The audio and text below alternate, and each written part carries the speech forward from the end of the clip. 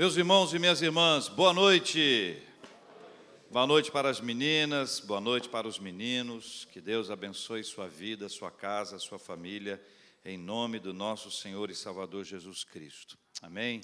Temos conversado nas noites de domingo sobre influencers, aquilo que todos nós temos uma noção sobre esse tema. De alguma forma, isso invadiu a nossa vida. A gente conhecia mais ou menos e, de repente, essas histórias todas se tornaram mais comuns entre nós, especialmente em razão dos digital influencers. E a cada período da nossa vida, nós somos assim impactados por isso de alguma maneira, né? Todos nós, cada um de nós, das mais variadas idades.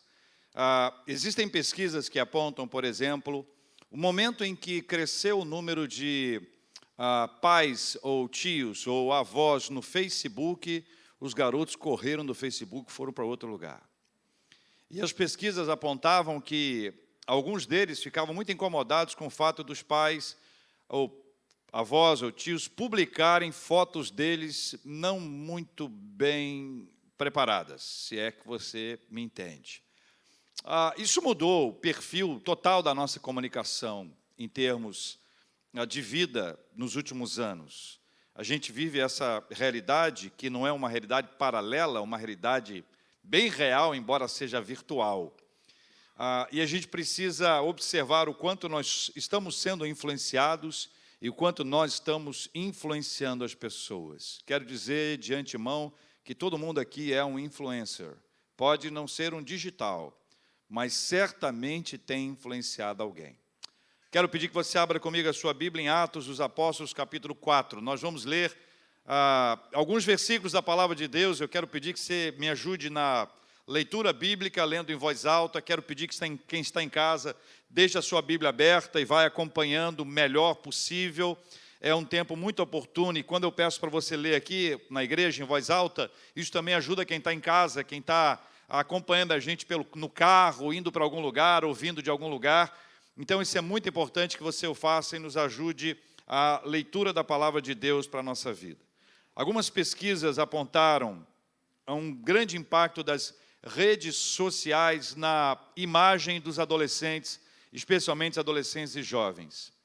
Levantamento conduzido por uma dessas empresas, por uma dessas redes, apontou, entre outros dados, que entre os adolescentes que foram pesquisados, eles reportaram se sentirem mal com o seu corpo. 1 em cada 3 disseram que a rede social havia cooperado para que houvesse esse tipo de sentimento.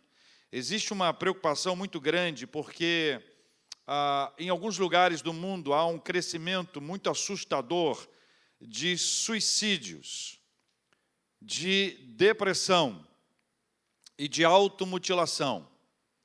E vários especialistas apontam uma influência desse público, a influência nesse público por parte das redes sociais que trouxeram esse tipo de impacto. Existe uma coisa que a gente faz muitas vezes, eu faço sem a menor dificuldade, não trago aqui uma palavra para não fazer. A selfie entrou na nossa história, né? Todo mundo em algum momento faz selfie. A gente já tentou mudar a postura, usando instrumentos para isso e tal, e o selfie está ali, faz parte da nossa cultura já.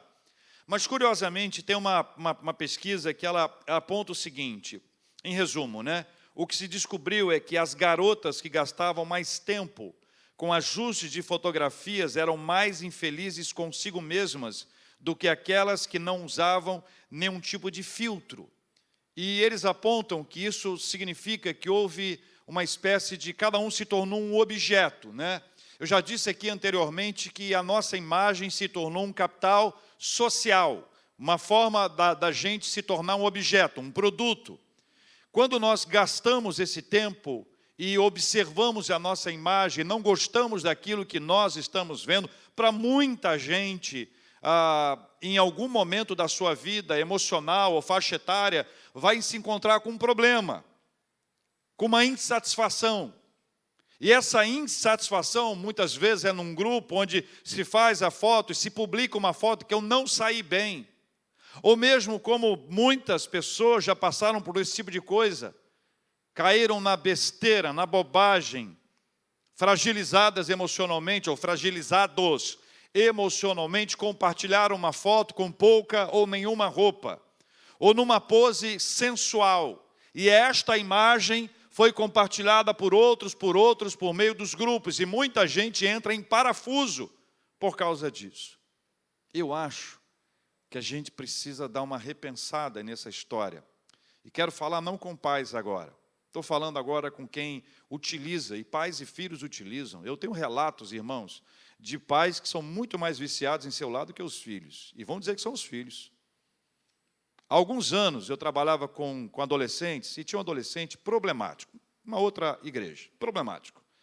Tão problemático, eu chamei a mãe para conversar. Eu falei, agora tem que conversar com a mãe, não estou dando conta desse menino. Conversei com a mãe 3 minutos, achei o garoto um anjo. Eu fiz uma coisa que eu não sei se você faria no meu lugar, nem sei se eu faria de novo. Eu falei, olha, eu trouxe a senhora aqui que eu achei que o seu filho era um problema. Mas conversando com a senhora, eu estou vendo que a senhora é muito pior, pelo amor de Deus. A senhora tem que equilibrar, a senhora precisa de discipulado, palavra de Deus, conversa. Porque, você está entendendo o que eu estou falando? Às vezes a gente quer responsabilizar os filhos por alguma coisa, só porque os filhos utilizam as redes, quando, na verdade, os pais os incentivam, ou na hora de uma conversa, estão eles mesmos no celular. Eita, pastor, vai logo para Atos. Larga a gente aqui. Mas tá bom? Por isso que eu falei que não estou falando para adolescente só. Que esse tipo de conversa é igual antigamente. Antigamente era assim. Falava sobre sexo, os adultos falavam assim, tá aí, moleque. Tá vendo? O pastor está falando para você. Depois se descobriu que isso foi um erro de estratégia. Porque a gente começou a falar sobre determinados assuntos só para grupos, achando que só é esse grupo aqui que precisa. Este assunto aqui envolve todos nós. Porque todos nós estamos sendo altamente influenciados por uma série de outras pessoas por meio das redes sociais. Boas e mais ou menos. Acho que não tem ninguém ruim, é tudo, depende do ponto de vista.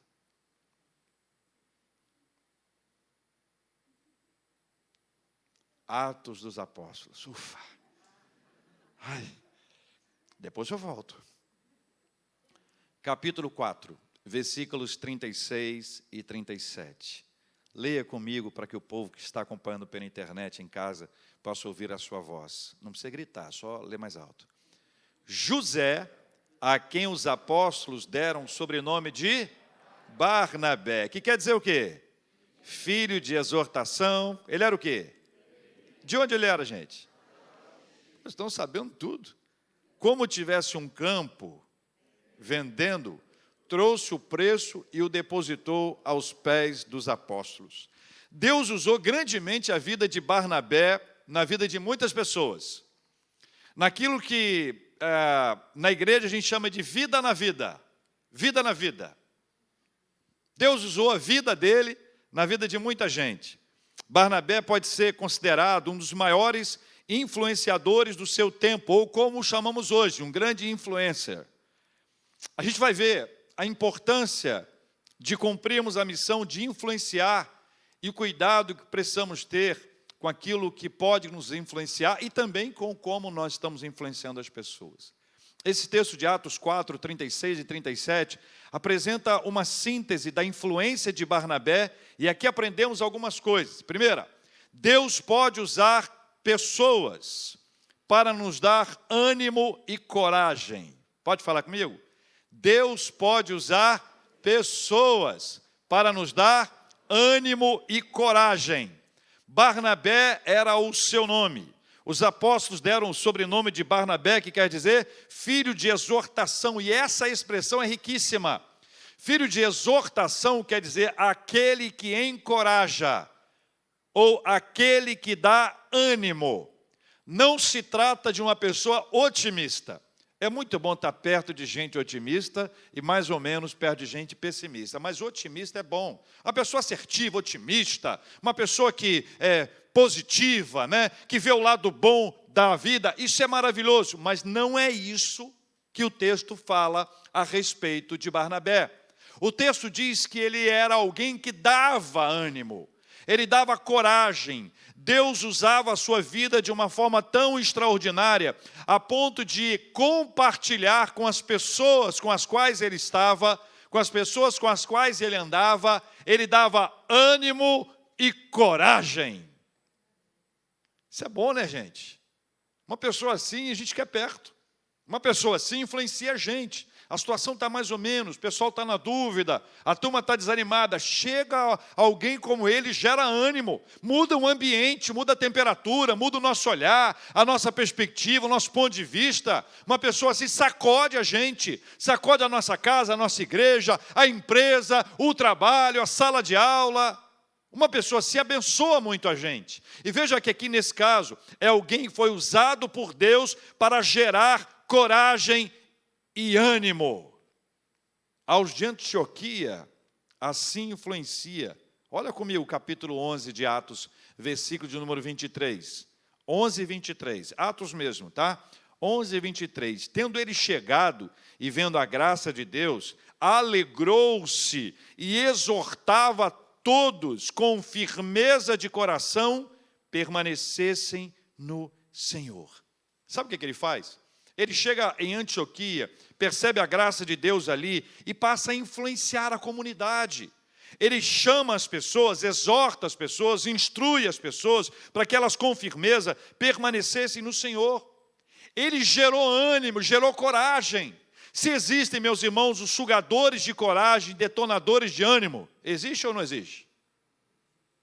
Existe?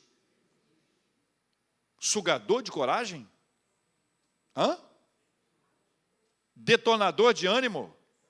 Conhece alguém? Está aqui?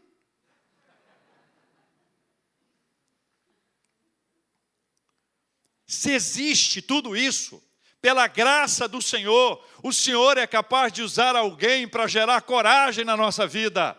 O Senhor é capaz de trazer alguém para gerar ânimo. Se existe tudo isso, Deus há de levantar os filhos da exortação para abençoarem as nossas vidas. E se formos nós, para abençoarmos outras vidas em nome de Jesus. Amém, meus irmãos? Esta é a primeira lição que aí está. Deus pode usar pessoas para nos dar ânimo e coragem. Mas presta atenção nessa frase. Deus é que dá ânimo e coragem. Deus que dá ânimo e coragem pode usar pessoas. Mas não é a pessoa que nos dá ânimo e coragem. É Deus que usa a pessoa para nos dar ânimo e coragem. Se Deus usa um certo alguém para gerar coragem e ânimo em nós, é sinal de que Ele pode usar a gente para gerar ânimo e coragem no outro. Agora, imagine bem, se nós tivermos um grupo de pessoas fortemente encorajado pelo Senhor, animado pelo Senhor e preparado para gerar ânimo e coragem. Quem vai segurar a gente? Segunda lição.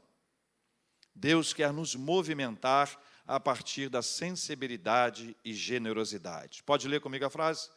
Deus quer nos movimentar a partir da sensibilidade e da generosidade. A sequência daquele texto, lá de Atos 4, 36 e 37, especialmente o versículo 37. Releia comigo, por favor. Como tivesse um campo, vendendo, o que ele fez? Trouxe o preço e o depositou aos pés dos apóstolos. Essa descrição fala muito de duas virtudes preciosas que Deus concedeu a Barnabé e a muitas outras pessoas ao longo da história: sensibilidade e generosidade. Deixa eu te contar um negócio.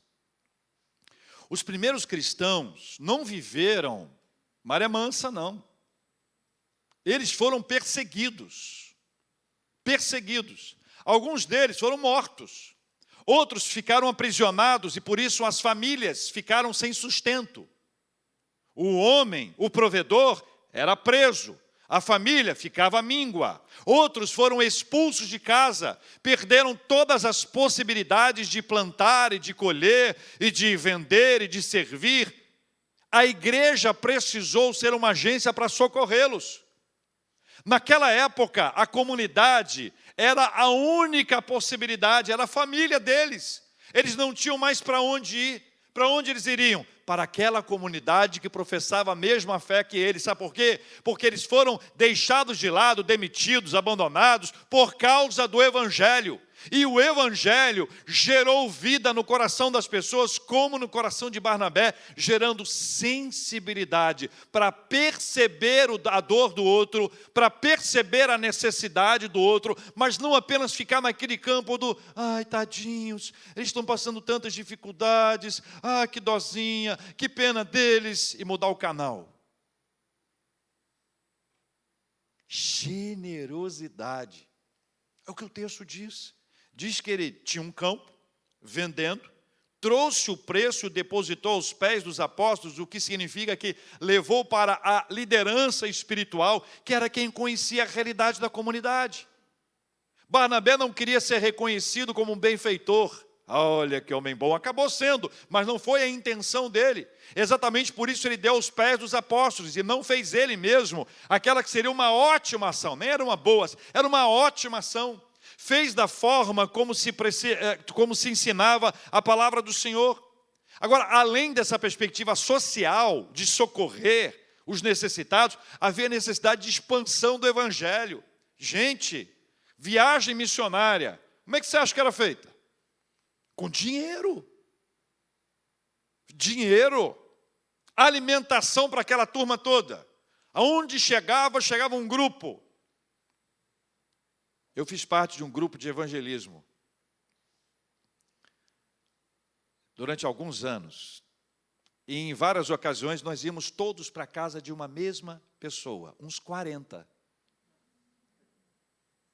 40 pessoas. Que pareciam que tinham saído do deserto, famintos até...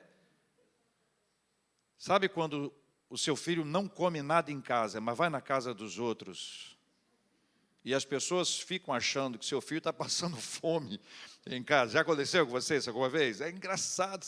A gente ia, eu me lembro de uma senhora que a gente ia para a casa dela, uma família amorosa, ela tinha uma panelona assim gigantesca, daquelas que a gente vai para acampamento, enfim, cozinha grande, sabe? Ela tinha uma panelona e caía macarrão ali, macarrão, e saía macarrão pronto. Era uma coisa impressionante, porque não acabava, parecia multiplicação. Naquela época, até hoje eu acho que era multiplicação mesmo. Aquele negócio não acabava. Era assim. Isso tem que ser pago. Isso custa dinheiro. A plantação de novas igrejas com a expansão missionária, as viagens para onde foram os apóstolos, tudo isso custava dinheiro. Como isso era feito? Sensibilidade e generosidade. Deus quer nos movimentar a partir da sensibilidade e generosidade. As pessoas eram tocadas pelo Senhor, generosamente tocadas por Deus e generosamente viviam as suas vidas. Gente, sempre foi assim. O outro lado dessa mesma história. Você conhece Ananias? Conheceu Ananias ou não? Pessoalmente? Ananias casado com Safira. Gente, que situação complicada. Eles quiseram mentir contra o Espírito Santo, mentir para Deus. Como é que a pessoa quer mentir para Deus? Aí Deus, tu sabe, né? Se não custou 10, na verdade custou... Como é que pode querer? Jesus, anteriormente, teve um encontro com um jovem rico. Lembra do jovem rico? Tinha tudo para tirar 10 na prova. Tudo para tirar, faltou um pouquinho só. Vai tudo, vende o que você tem, dá aos pobres, vem, segue-me. Ele não seguiu a Jesus, continuou a vida dele entristecido. A alegria foi embora. A esperança foi embora. A generosidade é uma bênção de Deus na nossa vida. A sensibilidade é algo que Deus quer nos abençoar com esta graça. E eu quero afirmar a vocês, meus irmãos e minhas irmãs, que a sensibilidade e a generosidade são altamente contagiantes. Ainda em Atos, tá? Agora 11. Atos 11. Barnabé foi para Antioquia. Antioquia foi um lugar onde a graça de Deus se manifestou assim concretamente lá. Antioquia foi o lugar que ele ficou durante 1 ano, pelo menos, ele e Saulo, ensinando, pregando, exortando, animando as pessoas, enchendo de coragem, ministério que Deus confiou a ele, 1 ano inteiro lá. E aí, finalzinho do período que ele estava lá, chega um grupo que vem de Jerusalém, inclusive um profeta chamado Ágabo. olha o que ele faz. Ele traz uma palavra de sua gente, vai ter fome no mundo inteiro. Não tinha fome ainda, vai ter fome. A comunidade de Antioquia se reúne, versículos 29 e 30. Os discípulos, cada um conforme as suas posses, resolveram enviar socorro aos irmãos que moravam na Judéia. O que eles com efeito fizeram, enviando aos presbíteros por intermédio de quem? Barnabé e Saulo, 1 ano pregando, 1 ano ensinando. Aquele povo foi contagiado por sensibilidade e generosidade. Quando o profeta veio dizendo que haveria fome, eles sentiram a dor daqueles que já estavam passando dificuldade antes da grande fome. E aí eles resolvem ali se juntar, cada um de acordo com as suas posses, mas cada um participando. E aí isso gera para eles ali o privilégio de servir, de abençoar, a partir da generosidade. Barnabé já estava influenciando a comunidade de Antioquia. Em Antioquia houve sensibilidade e generosidade. Em Antioquia os discípulos foram chamados pela primeira vez de cristãos. Ali nós ganhamos uma identidade. De quem nós somos? Somos de Cristo. Somos de Cristo. Ali nós ganhamos uma identidade. Veja que a graça de Deus se manifestou, Deus usando aqueles servos que ali estavam. Nessa cidade, Deus estava fazendo uma linda obra de transformação, de conversão, de mudança. A ação de Deus ali estava. Aliás, irmãos, essa não foi a primeira vez que Barnabé se encontrou com Saulo, porque Saulo foi encontrado por Jesus no caminho de Damasco. Depois Deus usou Barnabé para encontrar Saulo. Veja, acompanhem comigo, porque a terceira lição é esta: o acolhimento espiritual nos integra à família da fé. Fale comigo. O acolhimento espiritual nos integra à família da fé. Atos 9, veja comigo, Atos 9. Esse texto de Atos 9 é o relato da conversão de Saulo. Meus irmãos, a gente gosta de ler a Bíblia, tá? Isso é muito importante para a gente. Bíblia, ou tablet, ou smartphone, ou papel. Pega, acompanha, vai um, vai outro, fica à vontade, mas não desgruda do olho não. Olha só. Atos 9, 26 a 30, após o encontro de Saulo com Jesus na estrada de Damasco. Ali, aqui nesse texto, um pouquinho antes, Saulo havia ficado cego. Está lembrado disso? Que ele ficou cego por quantos dias? 3 dias, e depois ele voltou a ver. Inclusive ele foi batizado. Inclusive ele começou a pregar.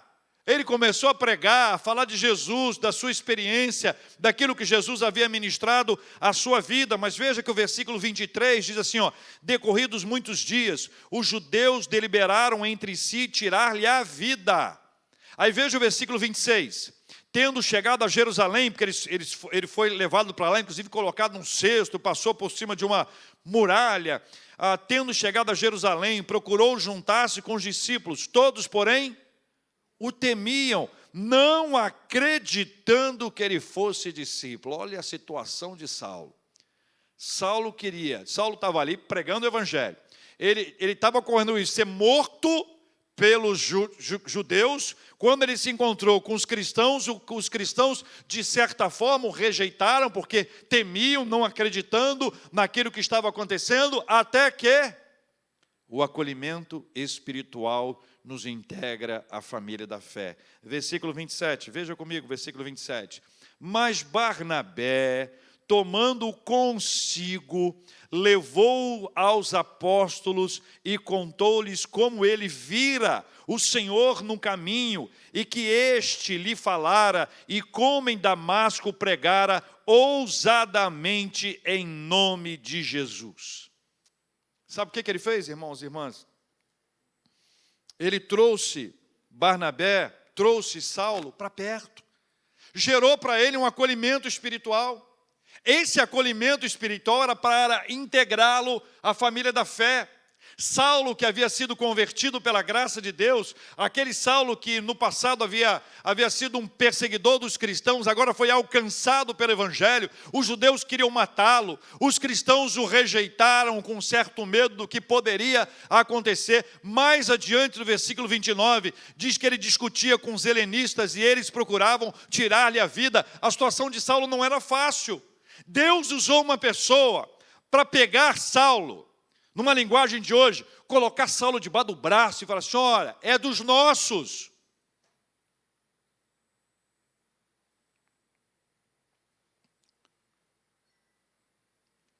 A influência de Barnabé na vida de Saulo se inicia nesse acolhimento espiritual, ao abraçar o recém-convertido e pagar o preço desse relacionamento aqui, e oferecer a si mesmo como testemunha, na vida da obra do Senhor, na vida daquele que no passado havia sido perseguidor dos cristãos. Quarta lição: servir é uma oportunidade espiritual alinhada aos propósitos de Deus. Você pode ler comigo? Servir é uma oportunidade espiritual alinhada aos propósitos de Deus. Uma outra etapa dessa influência se deu lá em Antioquia, onde nós já fomos hoje, agora há pouco. Lá no capítulo 11, volta lá, capítulo 11.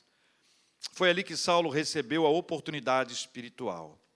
Versículos 25 e 26 dão conta de que partiu Barnabé para Tarso, à procura de Saulo, tendo-o encontrado, levou-o para Antioquia, e por todo um ano se reuniram naquela igreja e ensinaram numerosa multidão. Em Antioquia, os discípulos foram chamados pela primeira vez de cristãos. É o relato do texto que aí está. Deixa eu falar para você o que aconteceu. Lembra que eu falei que os helenistas também queriam matar Saulo? Lembra que judeus queriam matar, os cristãos ficaram assim meio ressabiados, e os helenistas queriam matá-lo. O que eles fizeram? Pegaram o Saulo ainda e levaram para Tarso. Agora, quando Barnabé chega em Antioquia, de quem que ele lembra? Vou buscar Saulo. Foi lá em Tarso, buscou Saulo, levou Saulo agora de volta para Antioquia. E ali Saulo teve a oportunidade de servir. Oportunidade de servir. Servir é uma oportunidade espiritual alinhada aos propósitos de Deus. Barnabé vai buscá-lo lá em Tarso, para levá-lo para uma terra fértil, para um lugar abençoado, para um lugar onde a graça de Deus estava se manifestando de forma concreta. E aí você percebe que há muito de Barnabé em Saulo, quando ele fala sobre a graça de Deus. Eles se influenciaram mutuamente. A bênção é que essa influência envolveu a geração de ânimo, a geração de coragem, sensibilidade, generosidade, acolhimento e oportunidades espirituais. Depois dessa experiência de um ano pregando em Antioquia, a comunidade se reuniu para resolver enviar alguns missionários para que o evangelho pudesse alcançar outros povos, outras pessoas, outros lugares. E lá no capítulo 13 de Atos, versículos de 1 a 3, o relato é: havia na igreja de Antioquia profetas e mestres. Barnabé, Simeão, por sobrenome Níger, Lúcio de Cirene, Manaém, Colasso de Herodes, o tetrarca, e Saulo. E servindo eles ao Senhor e jejuando, disse o Espírito Santo: separai-me agora Barnabé e Saulo para a obra que eu os tenho chamado. Então, jejuando e orando, impondo sobre eles as mãos, os despediram, e a obra do Senhor vai avançando. Agora lembre-se de uma coisa: servir é uma oportunidade espiritual alinhada aos propósitos de Deus. No propósito soberano de Deus estava a vida de Barnabé e de Saulo como instrumentos do Senhor para esse avanço. Se Barnabé não tivesse sido um homem sensível à voz de Deus, ou não estivesse ele mesmo alinhado aos propósitos do Senhor, ele não chamaria Saulo para lá. Isso não é uma coincidência. Isso é um fato que decorre da providência divina. É algo alinhado ao propósito de Deus. Deus faz todas essas coisas para nos alinhar a Ele e nos mostrar o quanto nós devemos ouvir a voz do Senhor. Por fim, meus irmãos e minhas irmãs, a última lição. A glória de Deus é derramada sobre aqueles que glorificam ao Senhor. Fala comigo. A glória de Deus é derramada sobre aqueles que glorificam ao Senhor. Atos 14 agora. Atos 14. Eu aprendi, quero compartilhar com vocês uma lição simples. E quero fazer isso de forma física aqui, como se eu tivesse alguma coisa em minhas mãos, tá? Todas as vezes que eu pego essa coisa que está nas minhas mãos aqui, jogo para o Senhor, ou seja, ofereço a Deus, glorifico a Deus, a glória dEle é derramada sobre a nossa vida. Barnabé e Saulo aprenderam isso de diversas formas, mas uma delas foi difícil, essa que nós vamos ler. E aí eu volto ao nosso ponto inicial. Alguns de nós traz carências, que muitas vezes, num papo de internet, numa conversinha, uma aproximaçãozinha, se nós estivermos fragilizados, carentes, isso pode ser o primeiro passo de uma derrota terrível para a nossa vida. Vale para todas as idades. Reuniu o grupo lá de 1519. Ótimo, reencontrar as pessoas é uma coisa maravilhosa. Mas existem pessoas que, ao reencontrarem outras, começam com uma conversinha. Qualquer um sabe como é que essa conversinha é, e como é que essa conversinha acaba, e aonde essa conversinha quer chegar. De vez em quando, algumas pessoas podem ser procuradas por pessoas do passado, que já houve relacionamento, mas é no passado. Há alguns anos eu aprendi uma frase como adolescente.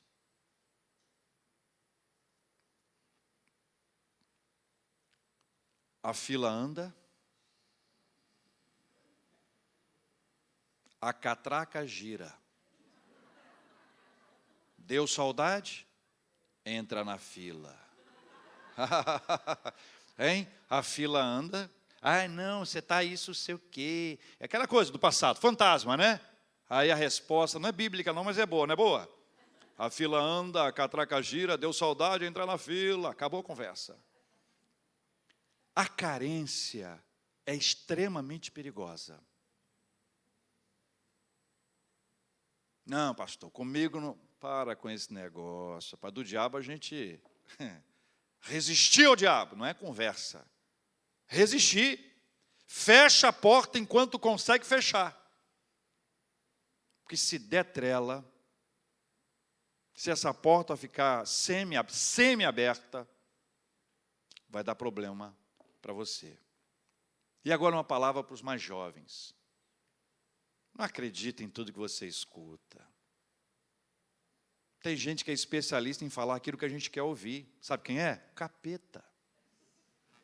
E os seus parceiros. Fala aquilo que a gente quer ouvir. A gente se ilude. Diz que eu sou isso, que eu sou aquilo. Diz que eu sou aquilo outro. Você pode ser isso tudo. Mas não é para esse bico que está jogando essa rede para ver se você cai, não. A gente tem que aprender a se valorizar. A gente tem que ser mais difícil, gente. Vem em mim que eu estou facinho. Já ouvi isso. Saindo umas pérolas hoje, hein, Paulo? Meu Deus. Anota aí, Brasil. Hein? Mas esse é o problema da pessoa fragilizada, carente. Está facinho ali. Sabe aquelas camisas que ficam penduradas na porta da loja e não saem? Sabe qual é o nome delas? Me leve para casa. Me leva para casa, me leva para casa. Carente, cuidado. Carência a gente cura na presença de Deus. É com a família, é com o pai e a mãe dizendo que o filho é lindo. Se falar que é feio, lembra que parece com você, hein? Essa criança aí, quem puxou? Você. Tem muito de você nessa criança. Não, eu sempre achei ele parecido com o outro lado. Agora não vem com o outro lado, não. Quando nasceu, brigava. Parece comigo, parece comigo. A gente podia elogiar mais os nossos filhos, não podia não? Valorizar. Agora, filhos, dá um elogiozinho de vez em quando. Fala bem do seu pai, da sua mãe. Né? Dá uma trocazinha boa. Todo mundo tem um diazinho, ele está precisando mais. Vamos voltar para o texto. Atos 14. Houve uma ação divina maravilhosa em Atos 14. Deus operou, Paulo e Barnabé estavam lá, houve a cura de um coxo, o cara foi curado e aí a multidão, veja o versículo 11, quando as multidões viram o que Paulo fizera, gritaram em língua licaônica dizendo: os deuses em forma de homens baixaram até nós. Agora imagine bem, então uma paradinha, se ele estivesse num momento carente aqui. Qual o seu status hoje? Carente. Modo carente. A Barnabé chamaram Júpiter, o líder. E a Paulo, Mercúrio, porque era este o principal portador da palavra. A ideia é que o principal não falava, quem fala é o funcionário dele ali, está à disposição dele para a fala.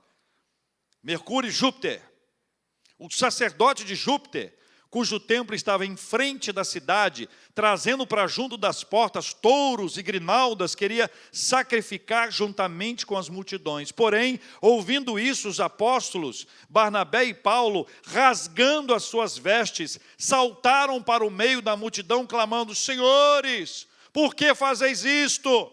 Nós também somos homens como vós, sujeitos aos mesmos sentimentos, e vos anunciamos o evangelho, para que destas coisas vãs vos convertais ao Deus vivo, que fez o céu, a terra, o mar e tudo o que há neles. E continua a pregar. Se tivesse na fase carente, e aquilo chegasse no coraçãozinho deles, lá no fundo, uma brechinha só, entraria aquilo como um raio e destruiria todo o processo de Deus na vida deles e algo que seria feito através deles na vida de multidões.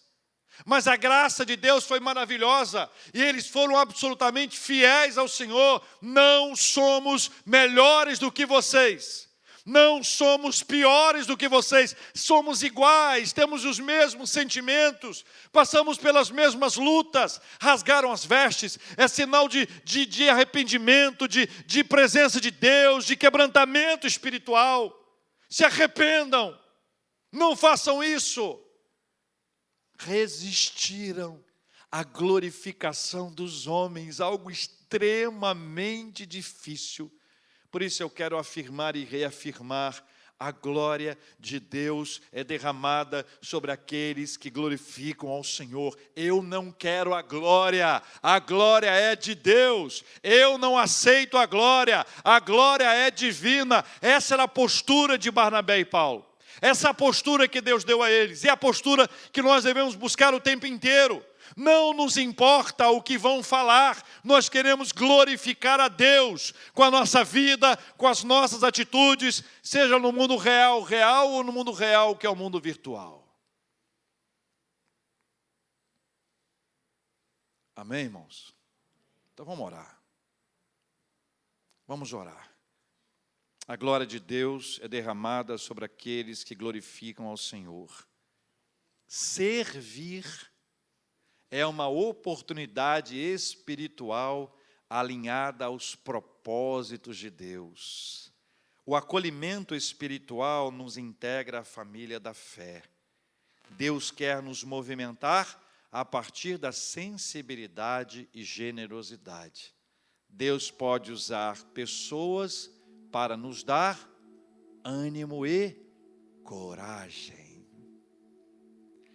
Nós vamos orar juntos, irmãos, e eu quero convidar você, se o Senhor tocou no seu coração e deseja participar desse momento de oração com a gente, Eu vou convidar você para deixar o seu lugar e vir aqui à frente para nós orarmos juntos em nome de Jesus. Se você tem uma súplica também a ser apresentada diante de Deus, ou vem com o coração agradecido por bênçãos recebidas da parte dEle, nós vamos orar. Nós temos falado nessas últimas noites sobre influencers. Nós precisamos orar uns pelos outros. No começo eu disse que não são só os adolescentes e jovens. Tem muita gente que já devia ter maturidade, mas não tem maturidade digital. Tem muita gente com maturidade digital, mas não chegou ainda à maturidade emocional. Estamos todos sob ataque. E se não for a graça do Senhor, não saberemos usar da maneira adequada, porque nós vamos continuar a usar, mas de maneira adequada, sábia, sob a bênção do Senhor. Enquanto estivermos cantando, você é convidado a vir aqui à frente para nós orarmos juntos em nome de Jesus.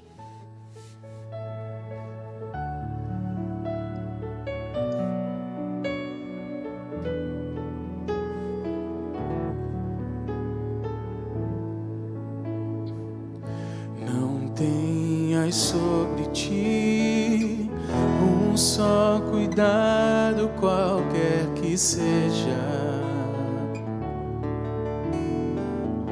pois somente um seria muito para ti. É meu, somente meu, todo trabalho, e o teu trabalho é descansar em mim. É meu, somente meu, todo trabalho, e o teu trabalho é descansar em mim.